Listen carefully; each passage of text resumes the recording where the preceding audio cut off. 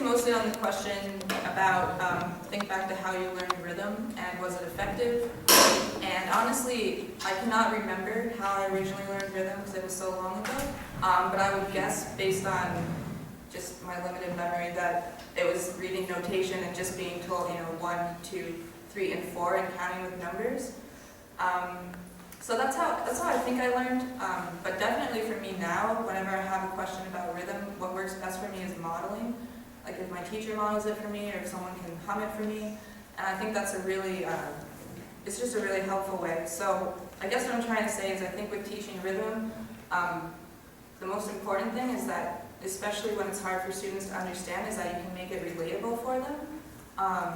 For instance, with all my private piano students, they're all different ages and they all, understand things differently. So I could say this rhythm on the board, like teach them to count it as 1, 2, 3, and 4. And some of them will look at me and say, "Oh, but I thought that those were my finger numbers. You mean that I use my thumb and then my second finger, and that's what you mean?" And I say, "No, we can use numbers for both things." So, especially because there are so many similarities and we use numbers so much in music, I think it's important to have other methods.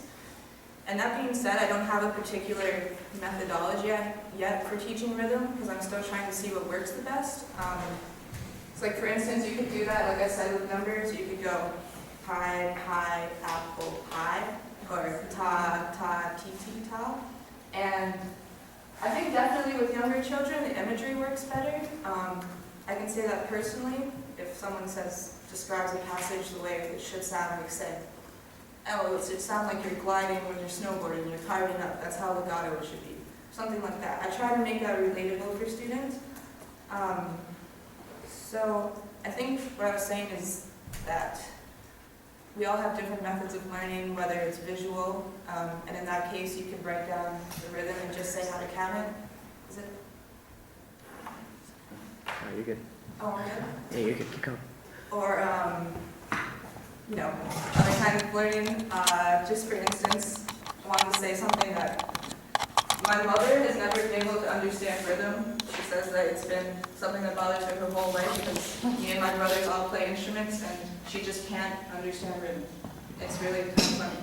But anyway, one day I just decided to change it up a little and relate it to something that she's interested in. So instead of explaining it as 2/8 notes go in a quarter, 2 quarters in a half, etc., I said, "Okay, Mom, think of baking and how you would use your measuring cups. You have an 1/8 cup, you have a 1/4 cup, you have a 1/2 cup, and you have a full cup." And I put them out in front of her and I said, "Okay, now tell me if you can see how these pair together." And she could do it. And she's like, "Oh wow, this is the first time in my life I've ever understood how these notes work with each other." And so that definitely taught me that you just really have, like I said, try to make it as relatable as possible and just try to draw on things that your students are personally interested in if they're having trouble with traditional notation. And I also think, and although I said that I don't have a particular methodology yet, I try to teach, listening and notation at the same time. For instance, like I would start with my students and play a rhythm on the piano and say, "Okay, play that back for me." And then I say, "Okay, now play it again and count out loud for me." And then I say, "Okay, now write down how that rhythm would look on paper." And I've found so far that it really works, and I guess that's about all I have for that. Sorry.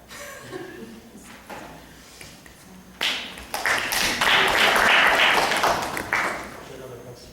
What? Oh, You just had the one question?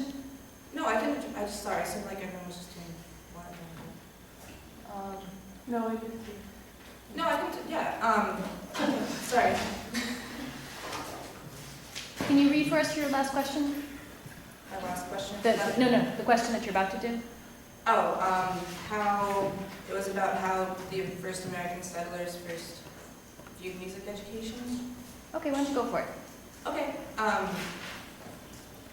so what I found interesting about this is that in all of our classes and everything we do lately is we're trying to find ways to advocate to keep music education alive. And based on what I read in the text, they viewed it when they first came here, yes, it was for the purpose of singing, you know, in tune in church and having people being able to read out of hymnals instead of following the deacon.